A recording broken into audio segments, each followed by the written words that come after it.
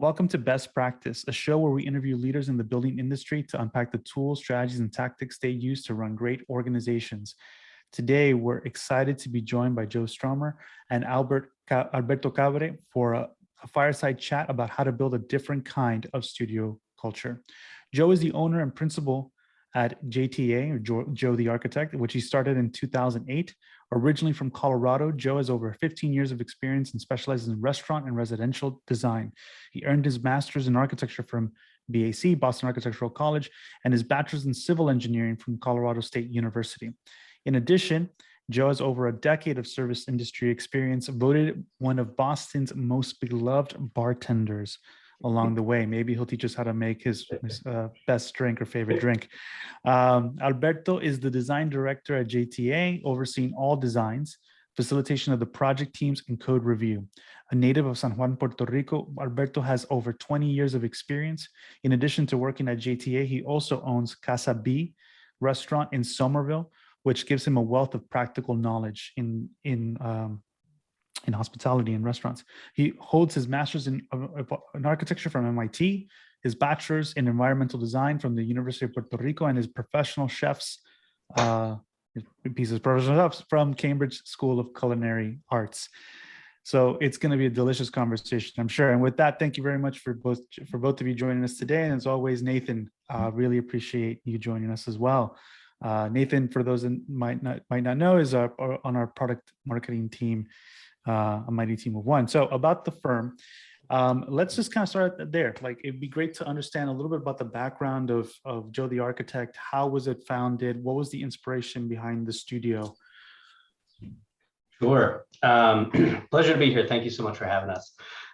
So Joe the Architect started back in 2008, and it started when I was laid off from the firm that I was working at during the recession of 2008. So it's one of the classic, lemonade out of lemons stories. And so with that, I was laid off, and at the time there wasn't a lot of work out there in firms because most firms, at least here in the Boston area, were laying off during that recession. So I was finishing my master's degree, and at the time I was fortunate enough to pick up some small work on my own, and through that work and good work turning into more good work, felt very fortunate that I never had to go sharpen the resume and get out there and apply to other firms again. And over time, just built a network of clients and referrals, and became busy enough where I needed to hire full-time help.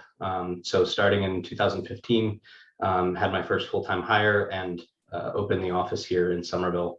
And we've grown slowly and steadily since then. So part of that ethos is just making sure we never put the cart before the horse, and we bite off what we can chew, but slow, smart, sustained growth, and it's worked well for us so far. We feel very fortunate to continue to grow. So we're at 28 employees now. Well, starting on Monday next week, we'll be at number 28.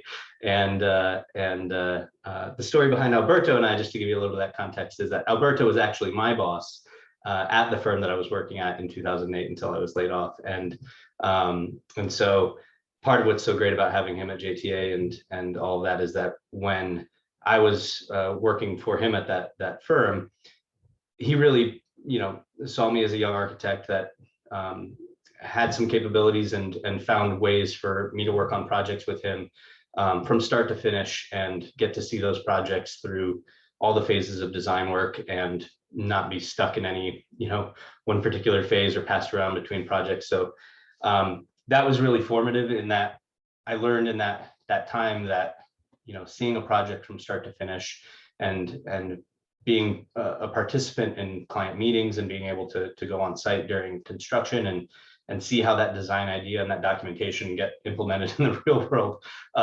made all the difference into me even being able to step out on my own when I was laid off and start taking on work. So big thank you to Alberto for being a great mentor to me. And then fast forward, however many years, 8 years later, Alberto had also since left the firm and was working at his restaurant, opening his restaurant, and was talking about getting back into the world of architecture. And I said, I I know a guy who has two thumbs that could use some good help. So Alberto joined up and came to work for us here worked with us at JtA. So it's been a really great opportunity for us to build this together. And as I said, much of what I know was based on the relationship that we had when we worked together a while back. So it's really been an awesome experience.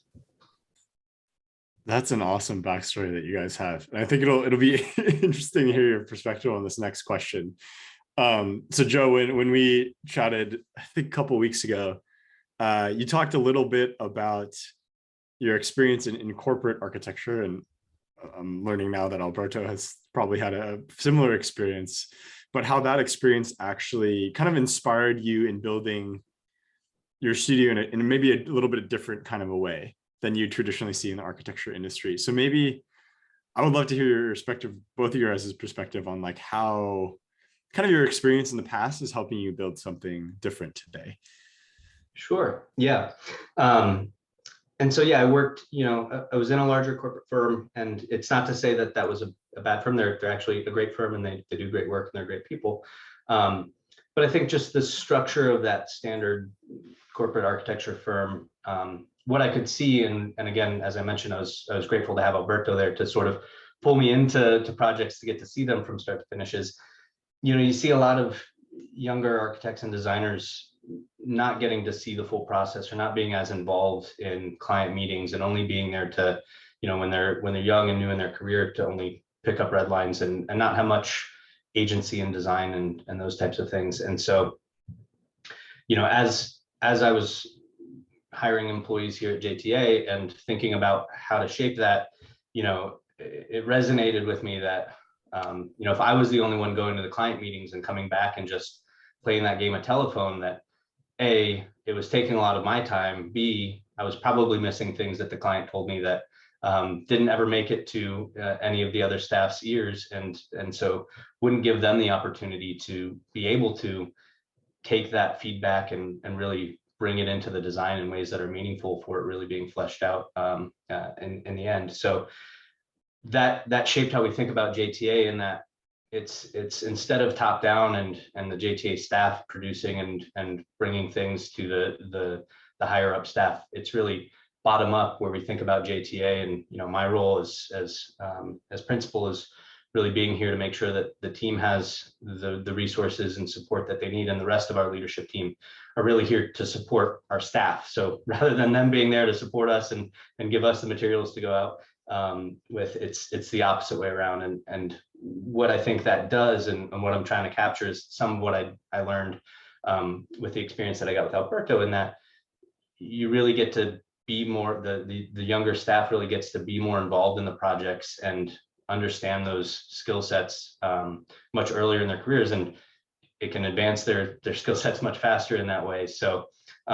it really provides the opportunity to develop people in their skill sets, seeing a project holistically much sooner in the process, and build their career much faster. In the same part that just added to what Joe was saying, it's like I think that also our part in the academia, bringing the studio as a learning process. In the academia, when you're studying architecture, you have to do a project, and you learn through that process by doing. In the process of doing, that's how you learn, and how you grow. So applying that into the office is basically by putting the staff in the position of project manager. You start building that growth, and that growth becomes faster and faster. And that in the corporate environment, because it's so rigid and it's so slow process to growing, that will not help them to do it at space. And at the end of the day, that the benefit is for us as a company, because if they grow, we can grow. So the knowledge is there, we can do bigger projects, better projects.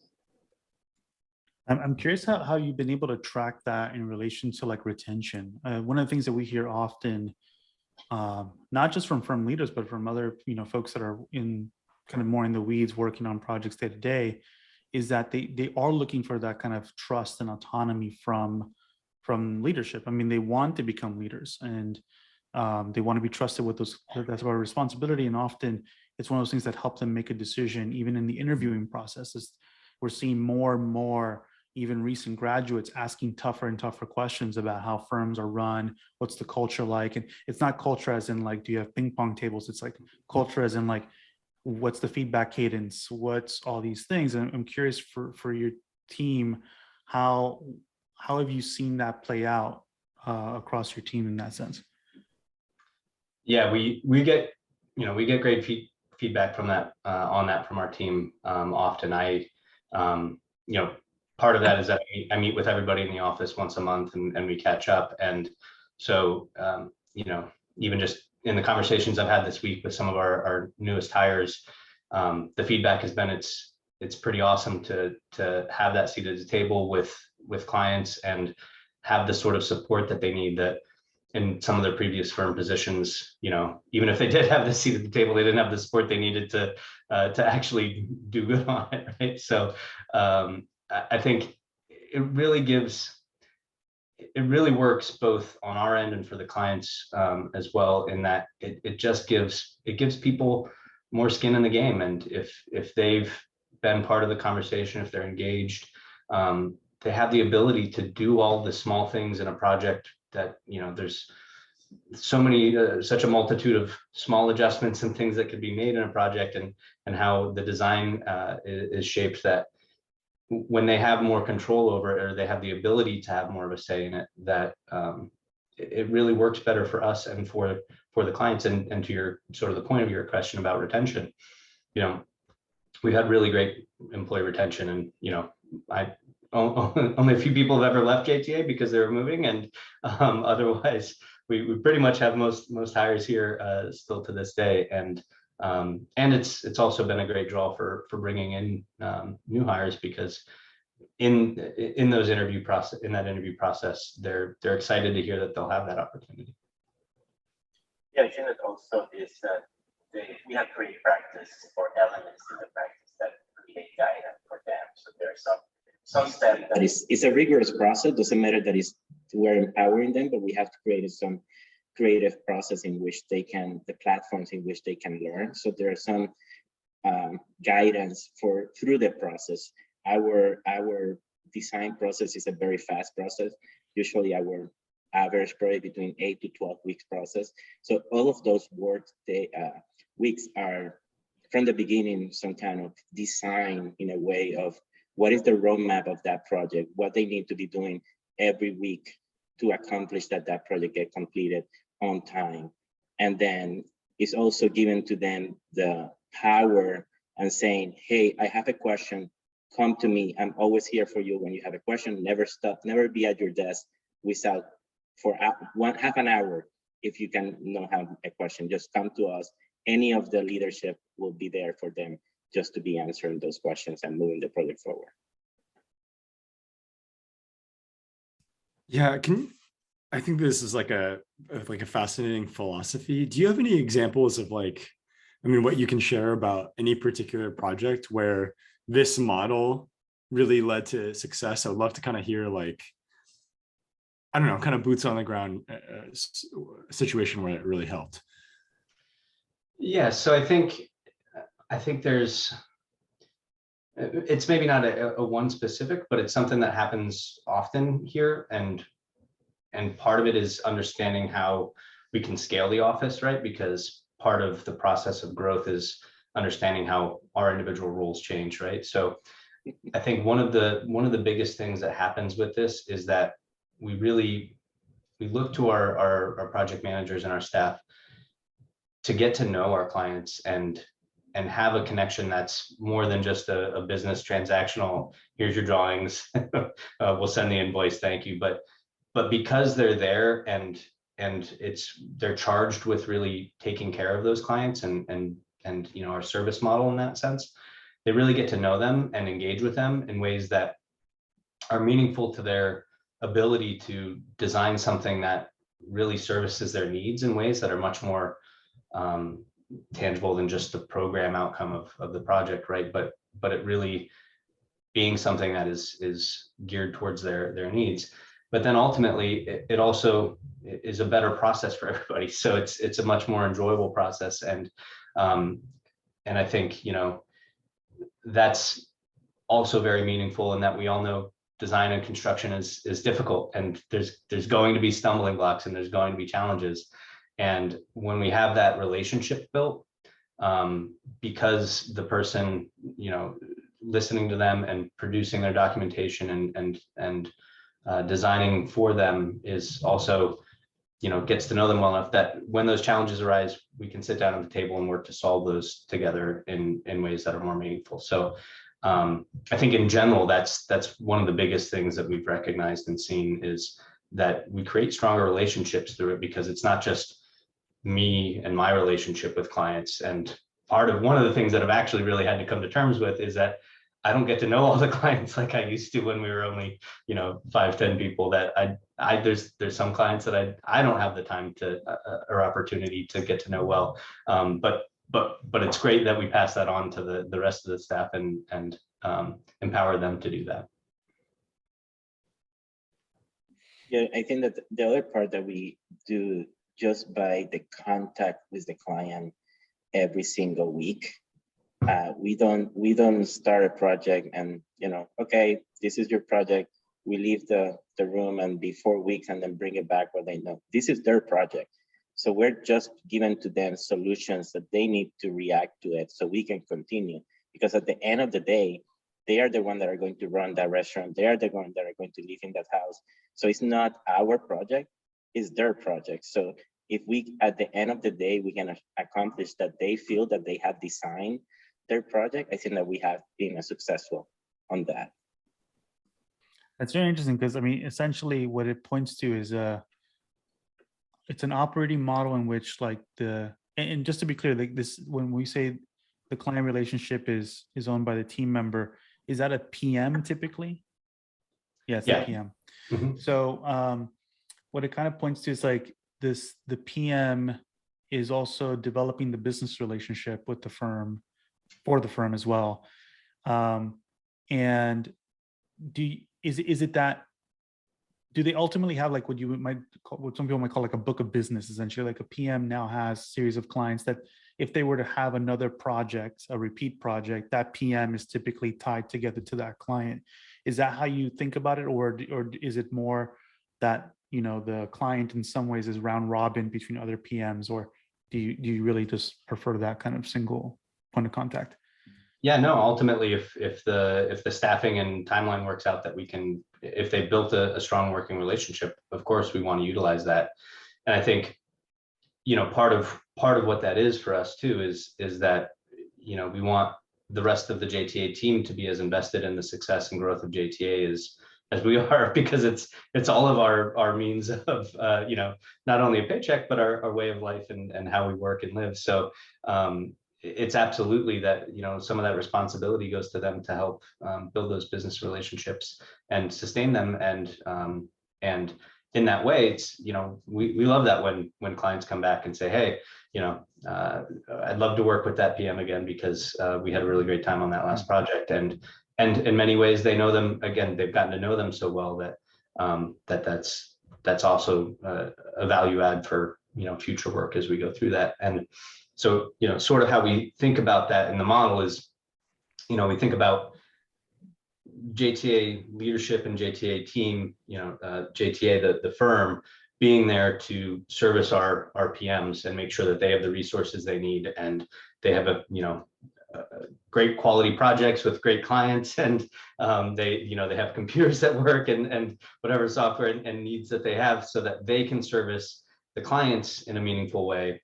And then in turn, the clients are going to refer us or come back for more work and pay us, and we'll then have the resources to keep that cycle moving and keep bringing those resources back to the JtA team, keep salaries competitive, work towards bonuses, work towards enhancing our physical space and the tools and things that we have here in the office to continue to do work better. So it's really in that way that it's successful in how we have been able to grow, because it's not just my responsibility to service the clients, right? There's, I don't know at what point in our scaling, but it just occurred to me that I'm not here to service clients the way that it would be if it was just me as a sole practitioner. That I'm really here to service my staff and the JtA team and give them the resources and enable them to do more by taking that charge on servicing the clients. I'm curious to, Alberto, maybe this question is also for you. Just I'm fascinated to know at what stage of the business did you come in at? Like, what employee number were you? And like, what was the evolution? Because I feel like, I guess maybe part of the question is about the intention of how the design firm has been, behind the design of the firm, right? Where you're at 28 people now. I'm curious, like, at what point was this at the very beginning when you came in as design director, or this was kind of like part of the conversations about what kind of culture to continue to build here? Or Joe, was this for you at the very beginning, sort of already kind of on the outset, how you were thinking about things? Or, where was that inflection point, if there was one? So I am employee number 5, I think, Joe, right? That's correct. Super early, yeah. And I start here more as a support system for Joe, in the sense that, as a small firm, he needed to be running just to interviews and stuff like that. So in the office was more to give the support and start, moving the design process, giving the tool for the young staff, because those other 4 staffers were, out of school. So how to give them those tools to learn, to grow, to become stronger, and to really become project managers. So those 4 staff still here in the office, and they are now, the older than me in the office. And I think that was my role. But I think that from the beginning, Joe and I start talking about, it's like, what is this new type of studio? What do we want to do that we don't want to go back to the corporate environment? And I think that when Joe said he went to the restaurant and said, I was going back to architecture, I was looking back to go to the corporate, but I didn't want to go back to the corporate because I was there already. I knew what were the difficulties and problems and issues and how to grow and how to become a more substantial person. And I think that that's what makes us realize that, no, we need to create a new environment, a new way of thinking the architectural profession as a studio. Yeah, and I think to touch on the second part of your question, I don't know if there was ever really an intent. Like, I don't know if I've ever had a master plan of, like growth and pushing that. I think, one of the things that I've always focused on is, do good work and make sure the work is good. And that's more or less enabled us to grow. I think what's been interesting is that as we've grown, you have to continue to change how you think about this, the firm and the structure and what my role is and what we're doing. And so again, like I said, there was some point at, in all that where it really just occurred to me that it's, hey, this is about the opportunity to build a better workplace and a better future for design professionals, for however many I'm fortunate enough to bring in and work at JtA, that we can really create a different environment and learning and professional development path that doesn't have to feel as rigid or as pay your dues and all of that we can really open it up. And so that's become sort of the larger driving force behind how we think about things and shape things here is to really, we have the opportunity to sort of disrupt that standard and think about how we can create something that's a little bit different and provides a better career path that maybe isn't the opportunity that's always out there. Yeah, that's great to hear. I think especially as Monograph, we're a firm that works with mostly small architecture firms. It's like, in a way, that this is change starts with firms like JtA, right? Not the kind of big thousands of employees ones, but it really is kind of in these startup firms that things start to change in the industry overall. I think one kind of related question is, of course, at Monograph, we're interested in technology, we're interested in structures. Like, I love the way you talk about how you're kind of empowering your employees with those things. I know you already mentioned something about you already mentioned how you meet with each one of your staff once a month. What are some of the structures and technology tools that you try to empower your staff with? You could just touch on a few of those. Sure. So, I think one of the things that has allowed us to structure the firm in this way is recognizing that there's technology out there that can speed up the design process, and that the idea that it doesn't take a room full of draftspeople to put together a drawing set anymore, that the way that we build models and the modeling technology that we use and all of that allows us to do more with less in terms of staffing. And again, going back to how we structure the office, is that it allows the person that's both responsible for project management and client management to also be designing and producing drawings, which again really brings all those skill sets together and creates a better outcome. So that's helpful. And I was actually thinking about it the other day that back in the day, like even just getting a simple rendering out, like how many overnighters I did sleeping under my desk at the office because I had to check on renderings because it would take 24 hours to render one view. And now, we can produce far higher quality images with the click of a button.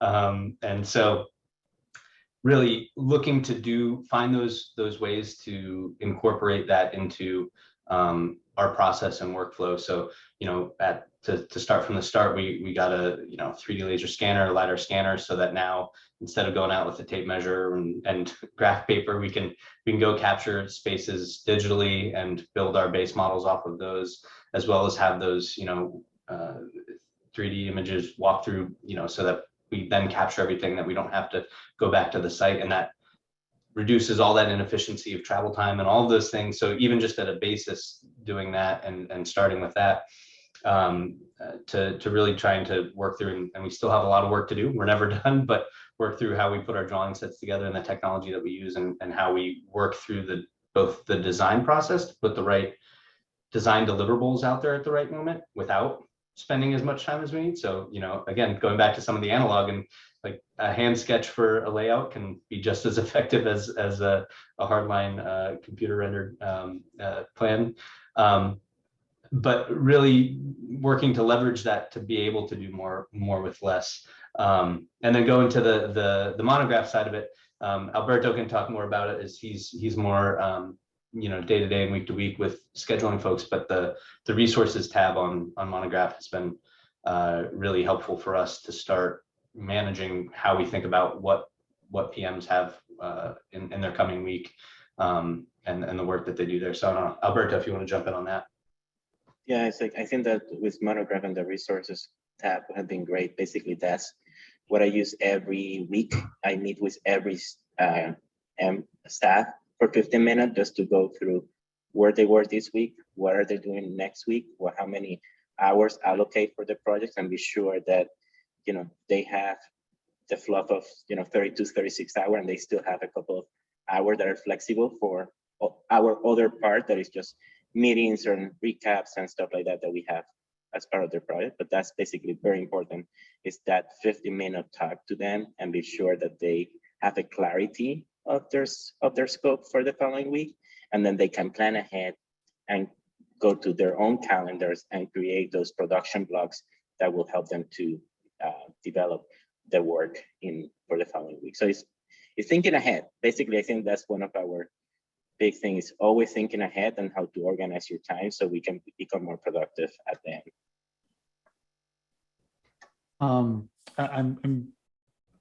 There's a lot of different pieces here that I find really fascinating. One of which is like bringing Alberto on as employee number 5, which for a lot of firms, if we were to take Alberto's experiences leading design, in some sense design operations, because I think it's also a good way to frame it. It's not just like the quality of output, but also how are we working? How do we design the design process?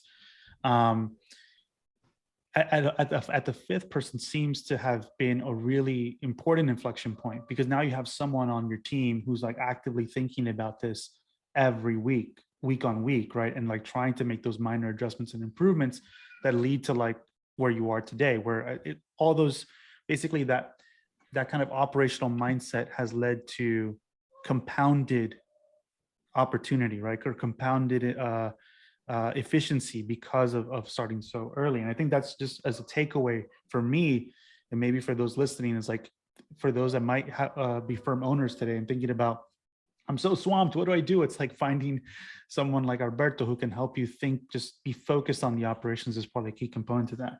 But maybe to move over to a question, Alberto, how you outlined earlier this kind of very specific design process where, like you say, that it shouldn't take more than, I think it was 8 to 10 weeks or something like that, like which means that you have a very clear definition. It seems like you have a way of thinking around scope, because I think that is always the biggest variable for this, is like, what's the scope of work, right? How do you manage that? Like when you're taking in a project, how are you able to then break down the scope in such a way where you feel like you have a good handle on it? Or is it that is that figured out, or that you just know who you're going after so well, like the type of client projects that you want, that you can then back into that, really? You know what I mean? It's like a sort of chicken and egg, but one of them, if you just take on any project without experience in it, the scope and the schedule can be totally misaligned because you don't have, the at-bats at that. Versus it seems like you might have a really clear idea of who your end client is that might help you frame that 8 to 10 week roadmap. Yeah, I think that the typology of the projects is something that's really important. A restaurant type versus a residential project versus a multifamily. Each one you can start understanding what is that process. We're not changing the architectural process, still pre-design, schematic design development, construction document. Is really understanding what are you doing and when to do it. So if we start on pre-design, for us, pre-design is really knowing what all the information, gathering all that information that is so important that you need to get from the client. Joe and Alex and all the people here, we have created questionnaire narrative that we give to the clients to get that information from them. Also, the staff at that same point is looking for zoning, code, everything that we can gather on that. And then we start moving that to getting that information, understanding the program, developing SD plan. We also look at the technology at that point. We believe that your hand is really important. So we don't do computer drawings at this SD package. We start with your hand. We start drawing by sketching the traditional way. And it's not until we finish SD that we basically create our first hardline drawing, and then we move to the three-dimensional to start understanding the space, the mood board. But we're thinking always ahead, in a sense that in the SD packages, we start looking at what are the look and feel that the client will want for this, understanding that conceptually, so then we can start understanding mood board, material board, and adding that information. Basically, our biggest phase is design development. We basically do everything during the design development. So when we get to construction document, we're just putting the information into a construction document so the contractor can understand it. So it's that process that we have gone through the process so many times that we have created this template that we can understand how to build that roadmap for those projects that can be delivered in that amount of time. Well, I mean, that's such a very clear framework. One of the things I really appreciated about it too is this, whether implicit or explicit, there seems to be a framework about tools, almost like if it was like a 2x2 matrix in my mind. There's like, what is the like the resolution of the decision that needs, like how much resolution do you need in order to make the decision, right? Like hand sketching, low resolution, not like the same as a rendering, but is the decision that needs to be made out of it high impact? Yeah, right. So like you're making these like, you're using a framework to kind of position the tool that you need to do to get a final decision, which is basically what architecture is. It's a series of, it's like decision management at the end of the day, as much as it is creative. And I really, like, this is something anecdotally from my own experience at WeWork, where as a side note, my wife used to work there as like the global head of architecture. And one of the things that she really built out was using Bluebeam as an example. You can imagine standardized office floor plates, getting teams to design them and fill them out. You might jump into Revit immediately. And her kind of innovation was just using stencils in Bluebeam to just lay it out first there, because you could do it faster. And the tolerance was such that you didn't really need to like worry about it, right? And it's just like the efficiency gain was massive for the team. But if you thought about it just from like, oh, I need to be in Revit, right? Now for like, what's the thing that I need to do right now at this phase, you wouldn't see that in some sense. And so I don't know, I think this is like part of the conversation that I enjoy, where like most people don't get to hear this part, right? They make decisions sometimes without knowing like, oh, is this actually the right tool for the job? I'm curious if you have other examples. Yeah, Joe.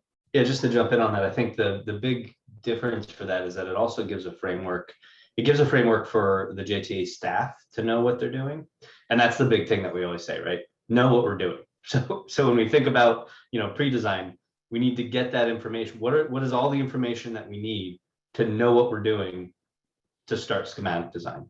When we get to the end of schematic design, what are all the things that we need to lock in terms of layout or floor plan or whatever that is, that we know what we're doing to jump into design development in the direction of it. So always knowing what we're doing. But the real value of creating that framework is that both for the JtA staff and for the clients, and we have varied clients from super experienced, they've been through design and construction process many times, to, hey, this is the first time I've ever interacted with an architect. I have no idea how you guys work or what that is, right? But that process creates a framework for both the JtA staff and our clients to come to alignment of understanding when those decisions need to be made and how they need to be made, and which allows us to keep things moving. And so I think that's the huge value add. And so it takes away the mystery of sort of what's next, and allows the staff to spend more time on the creative design side of thinking, and it allows the clients to know,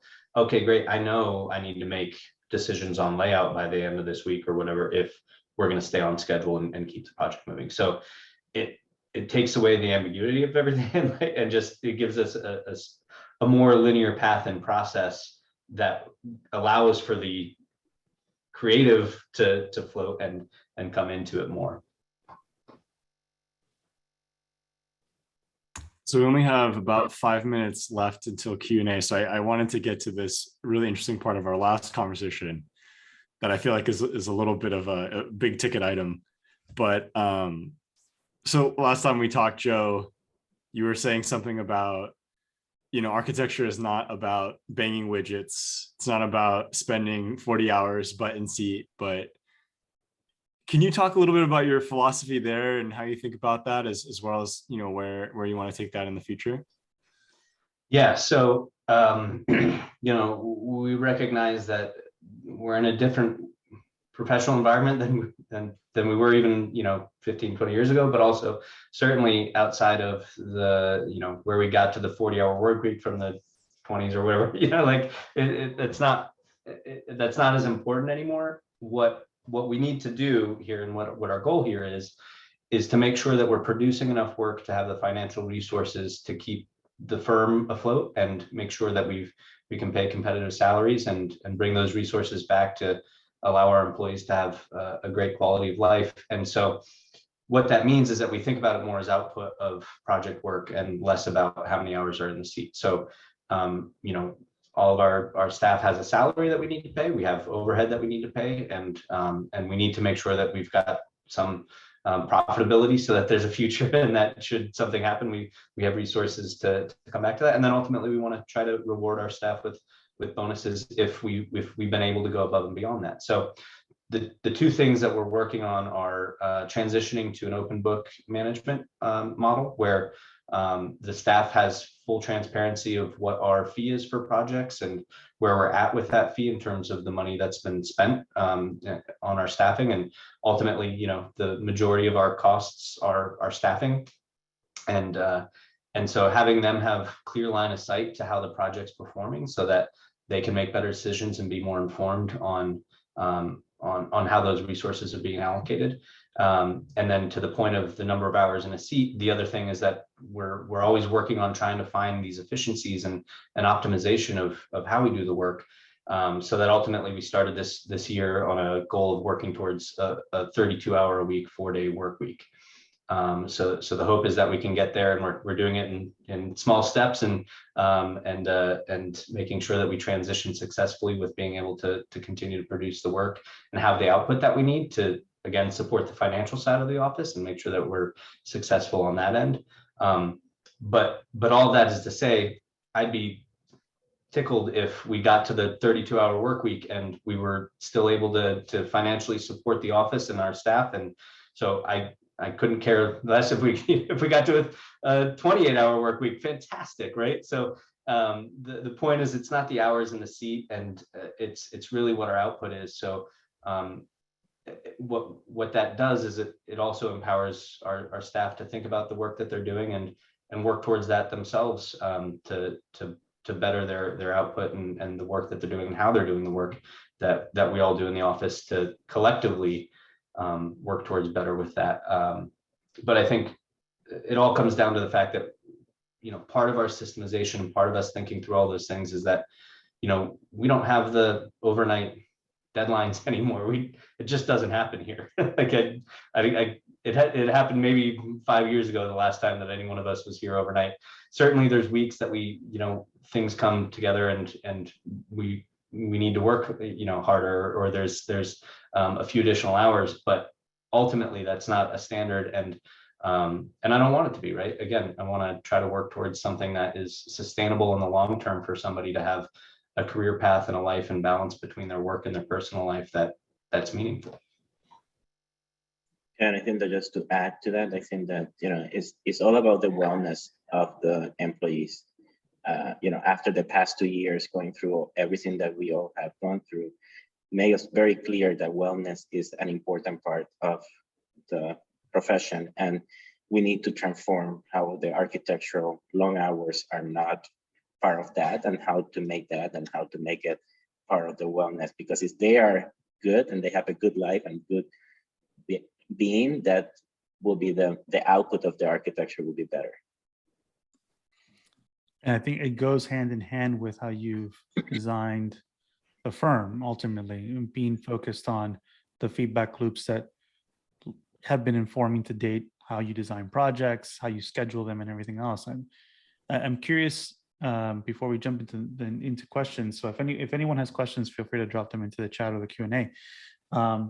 But let's say, do you have processes in place to reevaluate schedule and budget when things don't go as planned? And how does that feed back into the next project for you? Yeah, it's something we're always working on, is making sure that we have that, and part of using Monograph that's helpful with that is that we have that data to go back to and see where we spent our hours in the process, right? And so if for a project we spent more time than we had thought we were going to allocate in schematic design, then hey, why did that happen?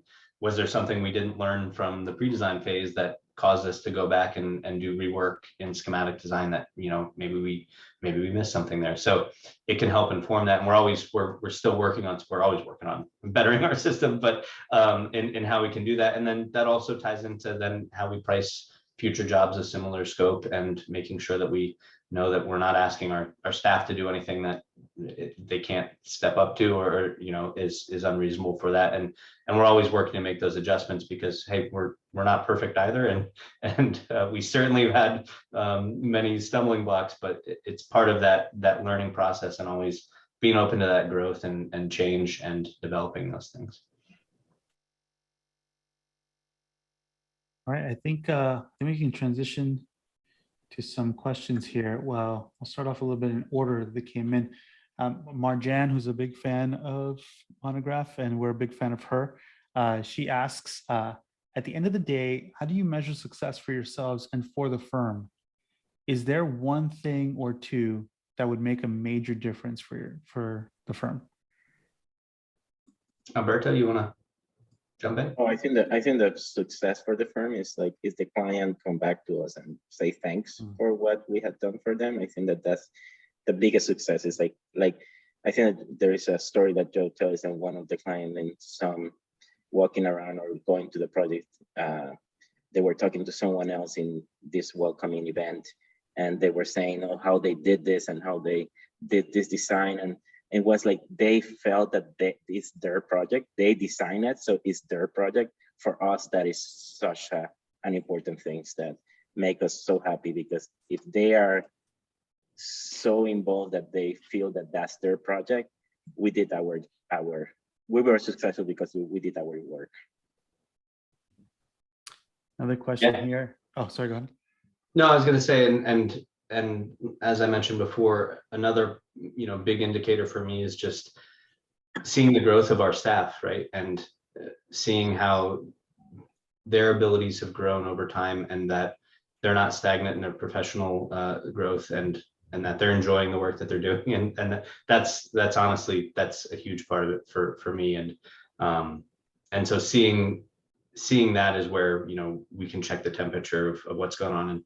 And we started this year hot and heavy, very busy, and it was a rough patch, and it was a clear indicator that we needed to adjust again, and I think we have, and so that's a clear way that we can look at it, and the best way to do that is just talking to our staff. So as I mentioned, I meet with everybody once a month, and it seems like such a simple thing, but many people tell me that like they never got FaceTime with their principal at a firm ever, or if it was once a year or something like that, which just is mind-boggling to me, to not have that feedback from the staff of how things are going, because how would we know otherwise, right?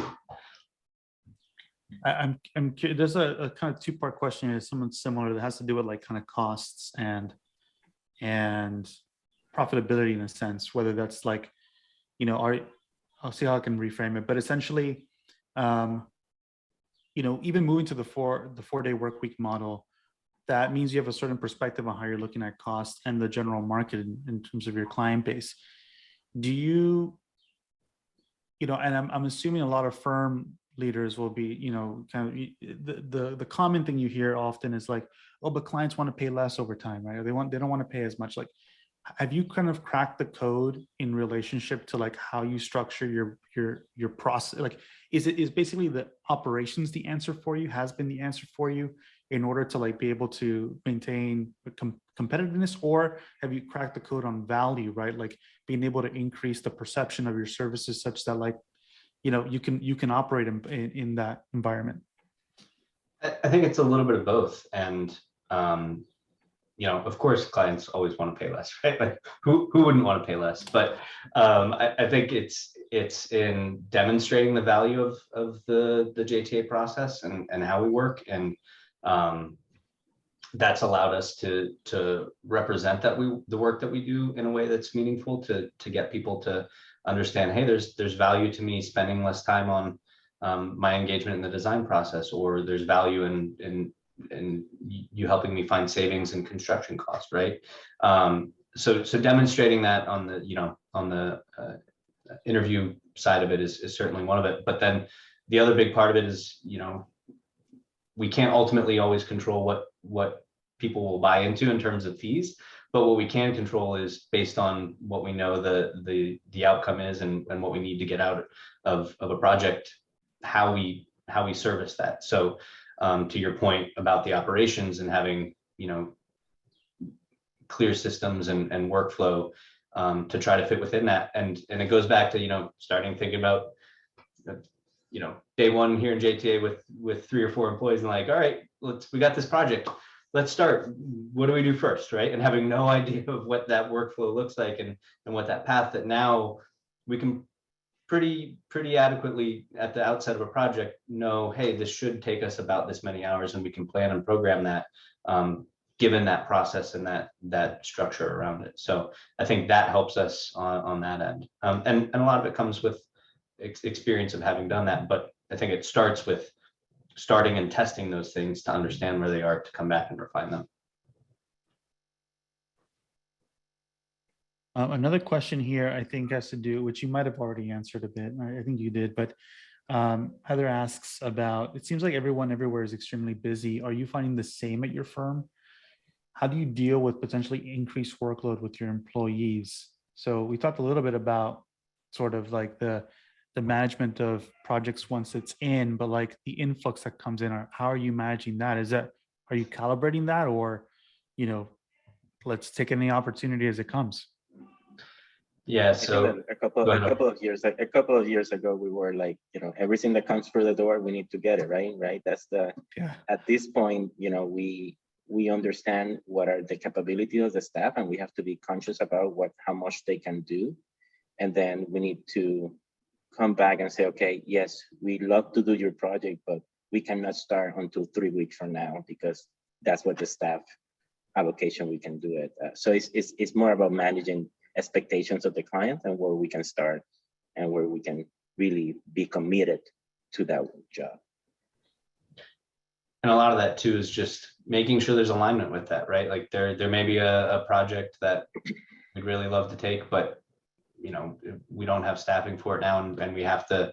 I think it's learning to say no is part of that that process, given that there's work out there, and then being selective, and that can go back to the interview process and sort of recognizing that as much as clients are interviewing us, we need to be interviewing them. And I realize that, again, that's part of a luxury of having a lot of work coming in, and that's not always the case. It hasn't always been the case for us, and it might not always be the case in the future, but that's important. And so it's thinking about what work is going to be the most meaningful to the office and making sure that we're selective with that.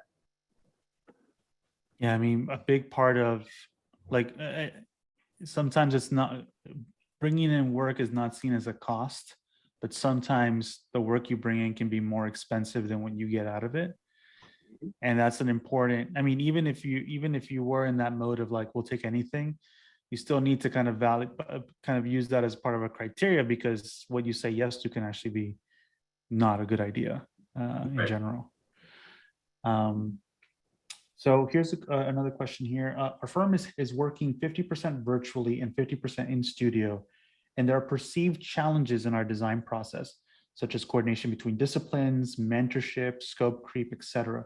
Can you provide any insight into how you've been able to manage challenges with hybrid work? Sure. So, we're also in a hybrid model now. We're at three days in, 2 days out. I think it's actually working out very well, in that the way that we try to approach it is to leverage the best of both of those things. So recognizing that there's real value to being in person and having those coordination meetings, to the point of the question, making sure that those coordination meetings or client meetings or whatever those things are happen in person, and then whatever meeting we have internally after that to recap and establish what the next steps are in that direction, in that roadmap of what the production will be for the following week, that we work to try to have those meetings in person as much as possible, because that's where we can really have trace paper out on the table and come to alignment within the team on the direction of where we're going next.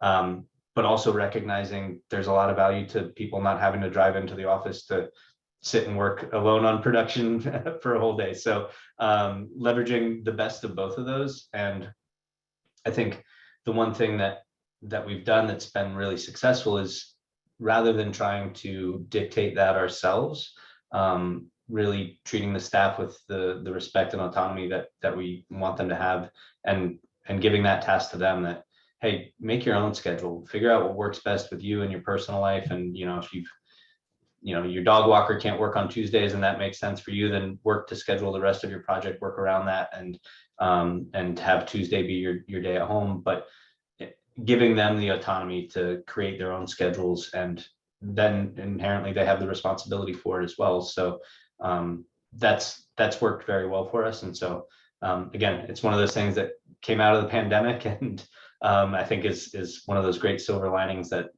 we're seeing really great returns on. But with all of that, it requires being proactive. So it's not just, oh, I wasn't there because I was supposed to be home and the team met without me. It's asking the team to be proactive about thinking about those meetings and when they're in the office, to schedule that so that there aren't those misses. I think it's all about being sure that communications always happen, and to provide to them the technology that they need. So all the employees are sure that they have video camera, they have the monitored. They have all the resources that they need to be working at home the same way that they're working at the office. So be sure that those spaces are offered to them with all the quality so we can have a good work environment. Well, I've gotten so much out of this conversation. It's been incredibly insightful to learn. I'm sure everyone listening in has learned a lot about how nuanced JtA is on just how they think about design operations, right? How you both think about design operations. So with the last couple of minutes that we have, I'd love to turn the questions a little bit more personal and human. We like to always ask this final question of our guests, and it's a good one. It's what's the nicest thing anyone's ever done for you? And we could start it off with Alberto. I think that the nicest thing is just say thanks. I think that for me, like anyone that says thanks, doesn't matter that I don't deserve it or whatever, but just the gesture of saying thanks is important. Doesn't matter from, hey, thank you for working hard on this project, or from a client perspective, thank you for, persevering with my stubbornness or whatever in the project and all the issues, and be sure that, but thank you, because at the end of the day, that's what move you forward. And I'll go ahead and give Alberto the praise that's due. I think, I think going back to our sort of backstory, Alberto, he always gave his time to me when I was a young architect and designer, and really took on mentoring me in a way that allowed me to understand what the career and the profession could be. And so I'm grateful for him having taken that time and always being there for me. And in turn, that's obviously shaped how I've thought about JtA and moving those things forward. And it's funny, we actually brought it up here in the office the other day.